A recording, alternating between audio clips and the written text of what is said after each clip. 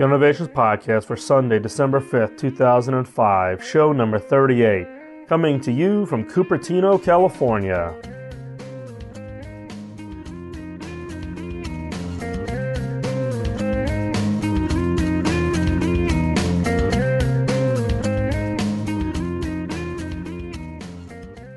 Welcome to the Killer Innovations Podcast. I'm your host, Phil McKinney. Please keep in mind that the information and opinions expressed in this podcast are mine and mine alone, and do not necessarily reflect those of my past, current, or future employers. Well, we should be back on track. Thanks for the break during the Thanksgiving holiday. This is the first full week after the holiday break, so I've actually been 10 days since the last podcast. So I actually got to skip one podcast in the middle there. I do appreciate the flexibility. I only got a couple of emails from people asking me where the show was at. So it was a nice little break. We're back on track. We should be back on the weekly schedule now going forward. During the break, the Killer Innovations Podcast was mentioned by Adam Curry on Podfinder, which is his regular show on iTunes highlighting new and interesting podcasts. We were actually the very first show mentioned in the most recent Podfinder. I only wish that Adam would have picked a better show. I listened to it last night. A listener had dropped me an email about the mention. So I listened to it last night here in the hotel. And I sounded like I was half asleep. Hopefully I don't sound like that normally. It was a good little plug for the show. We're seeing a little bit of an uptick in the listeners. Not much. I'm surprised, but maybe because it sounded like I was half asleep. So maybe listeners aren't wanting to listen to the show to get over their insomnia. Let's see. It's a new month. It is December, so please remember to vote. Podcast Alley resets the vote counts at the beginning of every month. Last month, November, it was the highest vote count ever that Killer Innovations had ever received. I do really appreciate that. A lot of comments posted on the Podcast Alley site. Again, thank you very much. You can go to Podcast Alley and just search for Killer Innovations, or you can go to killerinnovations.com and click on the Podcast Alley button, and it'll take you right to the appropriate page on their site. Also, I'd like to encourage you to visit the KI community site. You can visit that again by visiting killerinnovations.com and click on the KI community button. There's a lot of really great conversations going on the site. You can also click on the feedback section and post your comments about the show, recommendations, comments on audio quality, or back catalog as to what was covered in what show, those kinds of things. Also, I would be interested in getting feedback on the audio quality. I'm changing the way that I'm recording this show to make it a little bit easier for me while I'm on the road. I picked up an M-Audio Microtrack 24-bit audio recorder. It's a little device that is extremely convenient. I can basically whip it out of my bag, plug in a microphone, and quickly be recording wherever I'm at. I don't have to boot up the tablet every time. So I used this on last week's show, or I should say the show right before Thanksgiving. This is the second show using this new recording setup, so I would be interested in hearing from you on the audio quality. Thanks for the feedback. You can send me an email at podcast@killerinnovations.com. You can also leave me a voicemail feedback line at 703-636-4460, or you can Skype me at Phil_McKinney. Also, I will play one feedback message at the end of the show, so please stay tuned, and you can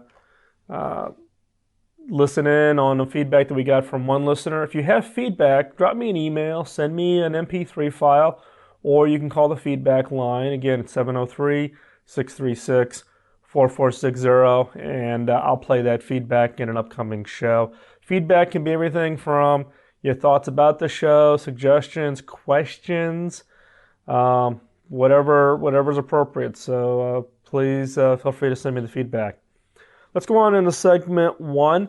During this little break that I've had during the holidays, I took a little bit of time to think about kind of little rules of thumb that I've kind of learned over the years with regards to innovation. And these are, both good things and bad things. Bad from the standpoint that if you apply these rules too rigorously, you basically can miss out on potential opportunities. Good from the standpoint that they allow you to filter a large number of ideas quickly. So there's a balance in here whenever you kind of try to apply your rules of thumb or rules of innovation. And what really triggered me to think about these rules was I think it was this month's or last month's edition. I'm going to say it was Business Week 2.0, maybe it was Fast Company, where they were interviewing, industry leaders about kind of the one rule of life that they go by. And you had a pretty wide range of, altruistic kind of rules. And it kind of triggered me to think about if I had to put together a kind of the McKinney rules of innovation, what would they be? So here they are. Take them or leave them. Feel free to send me, your own additions to the rule set. But we're going to start off with at least initially 4 of them, and we'll add to them as appropriate. So rule number 1, the same problems and solutions occur again and again.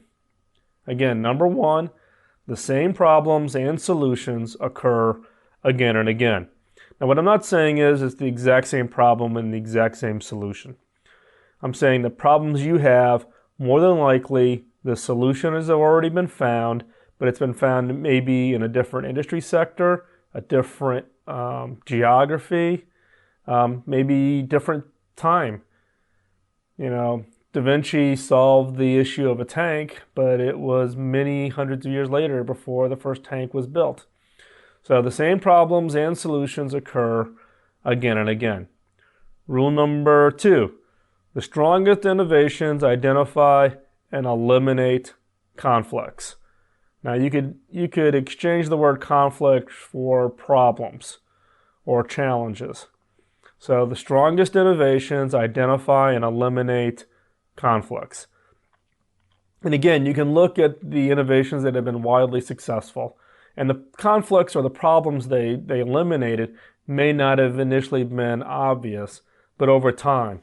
Think about probably the leading innovation that's had the largest impact on society on a worldwide basis is the invention of penicillin. So here's one invention that was eliminating primarily infections that were occurring during the war, but its impact on society such that I'm trying to figure out what it is. It's almost like it's extended the lifespan of humans by a factor of 3. So 3 times longer lifespan today than we had when we were before penicillin. Is that right? Maybe 2 times, if I think about the math here in the back of an envelope. But nothing has had that significant of an impact on extending the lifespan of people. Rule number 3, technology trends are highly predictable. Now, many of you may not agree with that, but I'll show you here in a second what I mean. But technology trends are highly predictable. And then rule number 4, complexity leads to failure in the market. Complexity leads to the failure in the market. We've all seen it. Complexity in the organization, complexity in the process, complexity in the product or service, complexity of government regulations, import-export rules. Complexity leads to failure in the market. So let's walk through some examples. For rule number 1, talking about problems and solutions. What I'm talking about here is that solutions change, but the functions that are being provided by them stay the same. So let's give an example here. 1, we all have to communicate. Now, in this case, I'm communicating to you via this MP3 file that you downloaded onto some player or you're sitting there listening to on your laptop, but we're communicating. Well, in the past, communication was, by face-to-face only. Then it was the written word. Then it was the mail. Then we had phone lines, all the way up through now where most people now have some kind of a mobile phone technology, most likely GSM. Now, the need for communication is always going to be there. The solution that's going to get applied is going to change over time.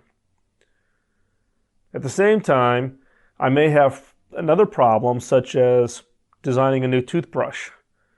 But designing a new toothbrush is a function. What the solution is I'm cleaning something, and I'm cleaning something that is a solid, your teeth.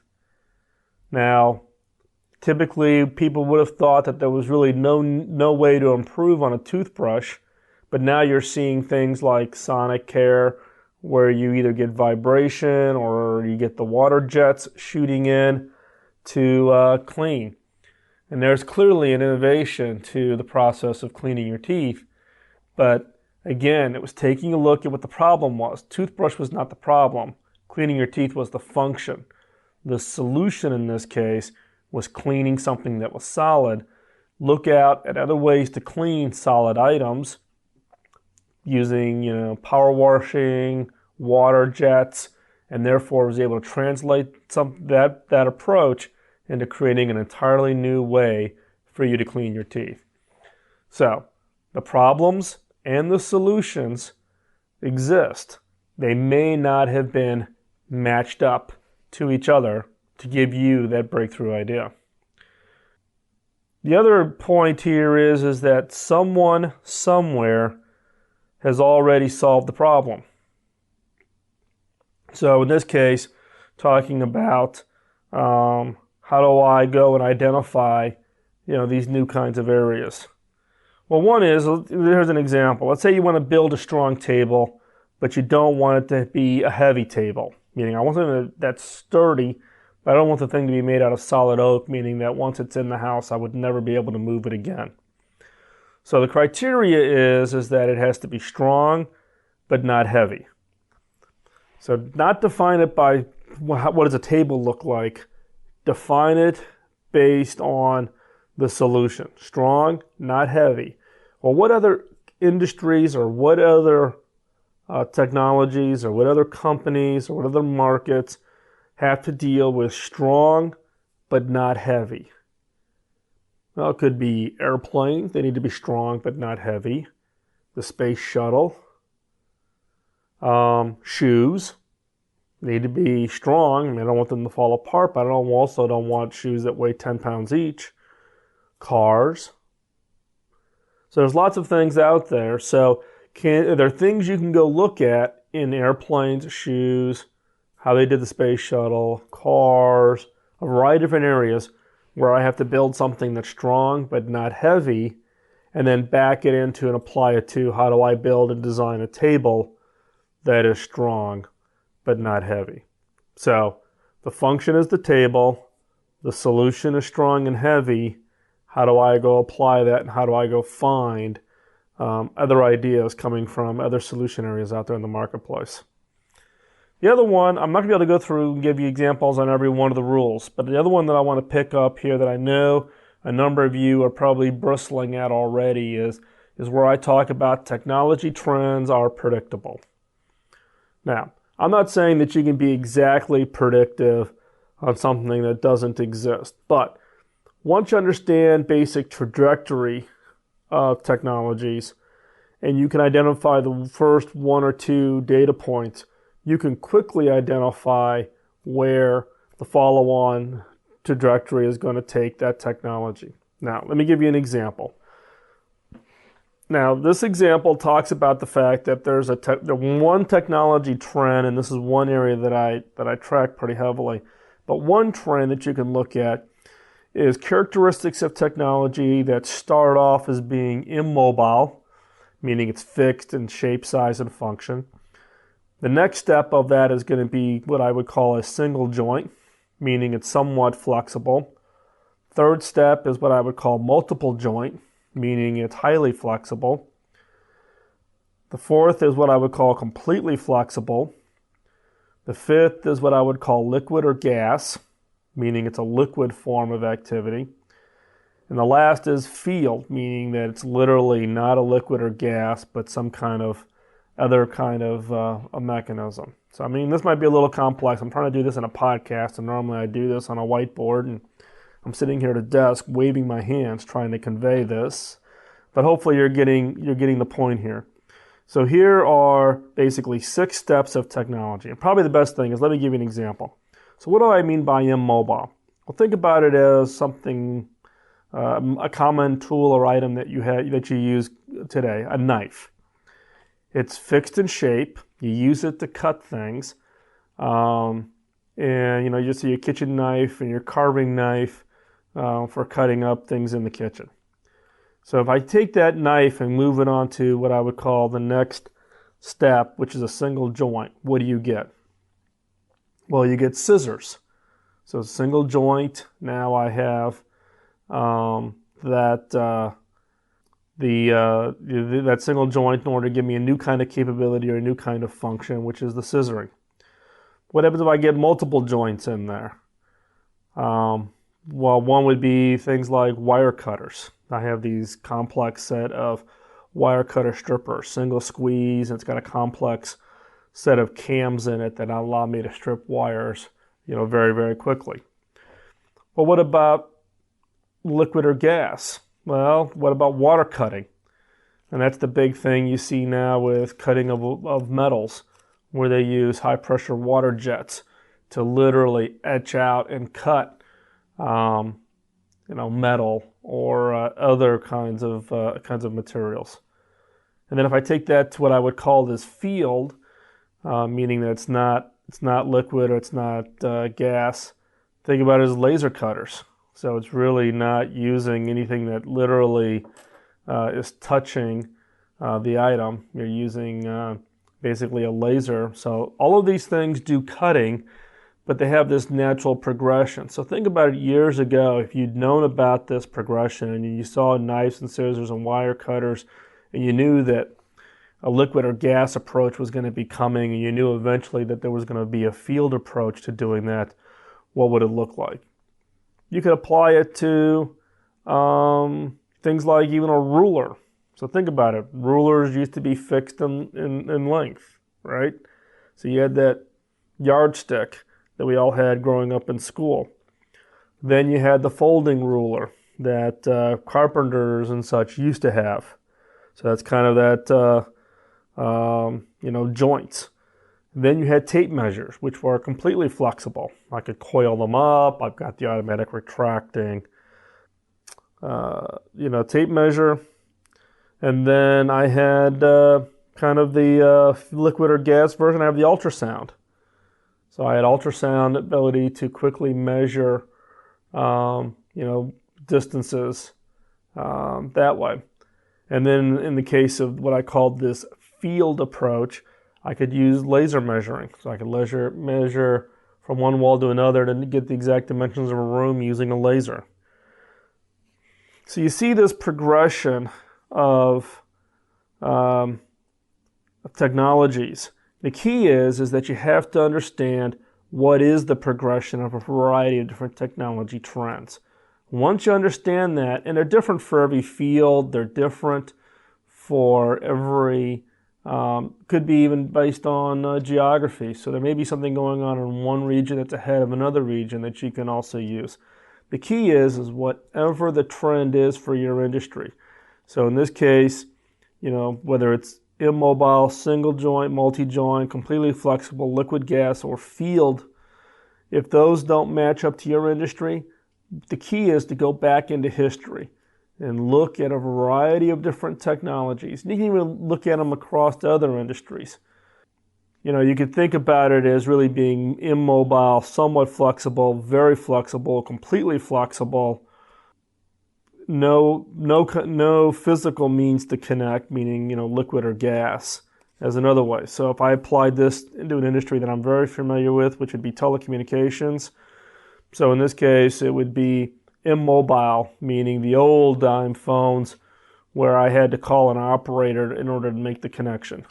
And then somewhat flexible where I could do direct dial numbering within the local area. Completely flexible, I could call any number in the world, through digital switching.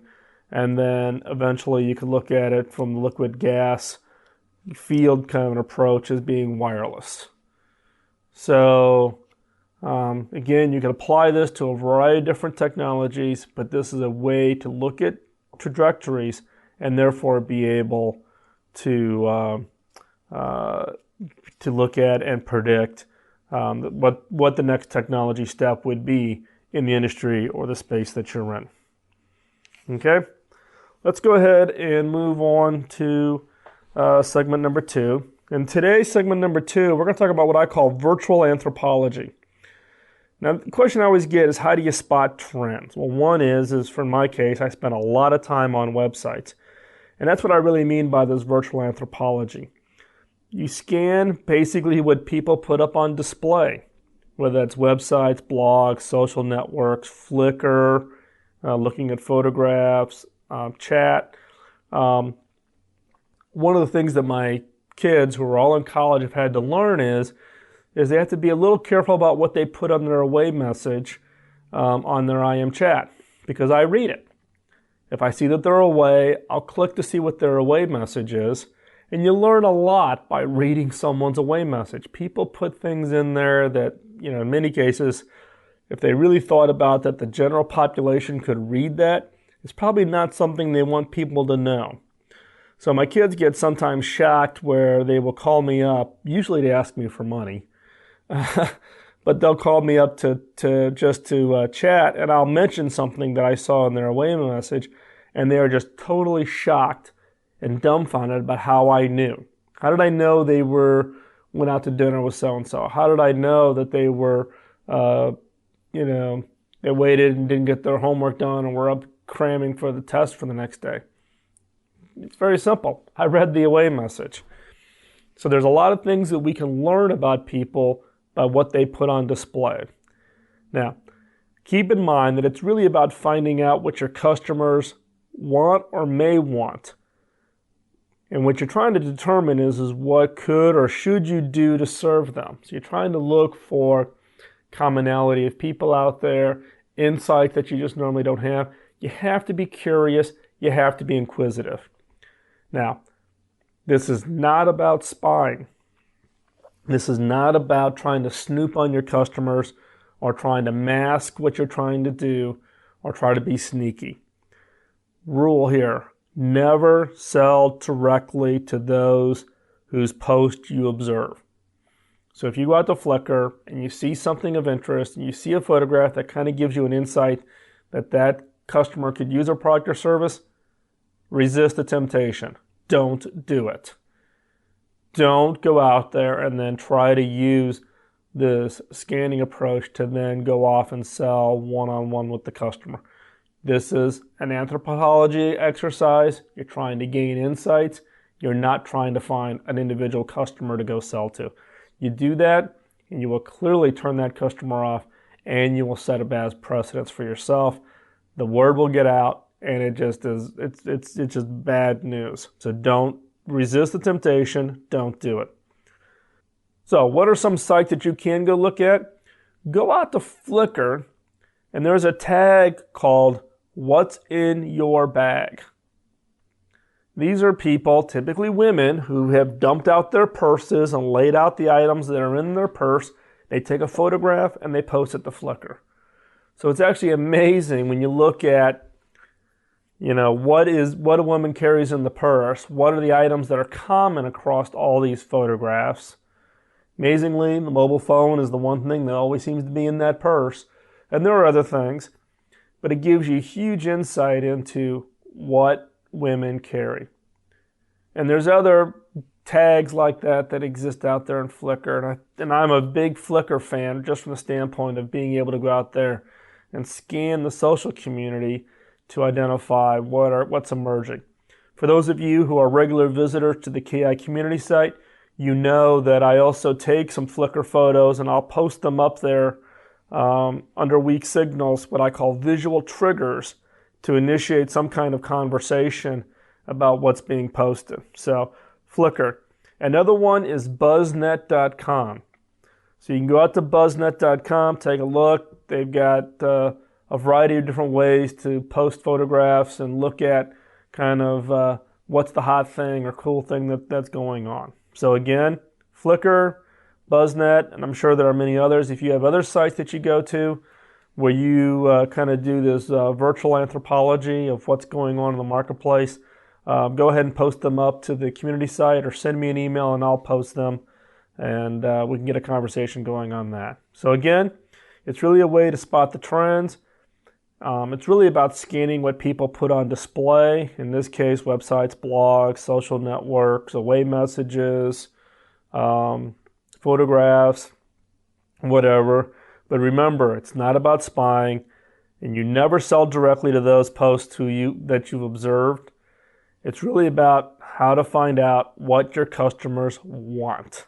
It's your ability to get plugged in without having to incur the entire expense of going out and doing a big field exercise in order to talk to the customers. Apologize for the voice here today. I'm kind of suffering from a cold, so hopefully you can tolerate it through here for the rest of the show. Let's go ahead and move on to segment number 3, Killer Question of the Week. This week's killer question is, who does not understand how to use my product? Who does not understand how to use my product? And remember, that can be product or service. Or better yet, if you're looking to be aggressive on going after a competitor or somebody who's already in the market, then you can ask the question, who does not understand how to use my competitor's product? Now the question seems simple. Seems like we can answer that right away. Anybody can use my product. It's very simple. Something as simple as I operate a fast food. How hard is it for someone to figure out how to use my product? It's not that simple. This is a true test of getting into the shoes of your customers. Now I'm going to reveal a little bit about myself here. I personally will avoid trying something new if I can't quickly identify how. So for instance, I was at an airport. To be quite honest, I can't even remember which one it was. It was probably one here in the last month. So it's got to be California or Boston. I can't remember which one it was. But there was this long counter, basically, the new airline policy where you don't get served food. So you're grabbing a quick sandwich, toss it in a bag to get onto an airplane. Well, this counter was this long counter. There was no obvious sign that said, order here, pick up here. It was literally chaotic in front of the counter. You stood there, you weren't quite sure if you were the next one in line, somebody else was there in front of you, you didn't know where to order, you didn't know, do I get it here, do I stand down there, do you got to carry the sandwich to me to do the cash, how do I do this? And I stood there for like 30 seconds, could not figure out where the line was or what the mechanism was going to be. I walked across and used somebody else's. So I will personally avoid using a product or service, or in this case, just using a fast food restaurant, because I couldn't quickly identify how to use the service. I also do this where I can't figure out how to easily get assistance in a store. Now this could be a man-woman thing. My wife is one that she'll literally chase the salesperson down the aisle and tackle them to get help. If there's not an easy mechanism where I can simply quickly identify who the salesperson is, that's my one frustration. But two, if I can't quickly figure out that if they're not here, I know where to go to get them, then I'm not going to ask for assistance and I'll leave the store and I'll go someplace else. Because I am not going to have to go try to figure out the process of how to get help. The point here is it's really not talking about skill, but it's how do you convey, how do you use the product or service easily. Now I'm talking about services here, whether it's getting help in a store or eating or getting food ordered at a fast food restaurant. But the same thing applies if you've got the most high-tech product or the lowest tech servers or capabilities. So don't assume you can pick out how to answer the question. In fact, this is really a great killer question that you need to ask others. Or more importantly, if you can, observe your customers. If you're the manager at a fast food restaurant, don't be behind the counter. Go stand across the street. Go stand in the corner. Go sit in a booth away from and watch how your customers interact. When you see a customer that's hesitant, you see a customer looking around that can't figure the process out, you know you got a problem. There's nothing you need to go fix. So again, this week's killer question is, who does not understand how to use my product or service? Or you can word this differently as, who does not understand how to use my competitors' products or services? And with that, thanks for listening. Remember to vote. This is the first show of December, so Podcast Alley resets the vote count. So please go visit out to Podcast Alley and vote. It's the easiest way for you to say thanks to the producers of your favorite podcast for the work and effort and the cost they incur in putting together the podcast that you enjoy. Keep the feedback coming. You can email me at podcast@killerinnovations.com. You can send me a feedback message at 703-636-4460, or you can Skype me at Phil_McKinney. At the end, I'm going to play a recent audio feedback message that came in during the holiday break here. So please stay beyond the end to listen to the feedback message. If you have an audio feedback, send me an email and I'll play it on an upcoming podcast. That feedback can be questions, comments, suggestions. It can even be criticisms. I'm looking to constantly improve the podcast, so if you have ideas. If you also have particular subject matters that you're interested in, please send them to me. Thanks for the vote. Thanks for the support. Thanks for listening. Get subscribed. Get others to subscribe. And we'll talk to you next week. Bye-bye. Hey Phil, this is Patrick. I'm calling from São Paulo, Brazil. All I want to say is thank you very much for your podcast. It has been very illuminating in helping me structure innovation inside my company. I've discovered your podcast about a month ago, and all I can say is I am amazed. I've been spending the last month trying to get caught up. I'm almost done listening to everything. I can't wait for more stuff to come up. Again, thank you very much and congratulations. It's an amazing thing that you're doing for us.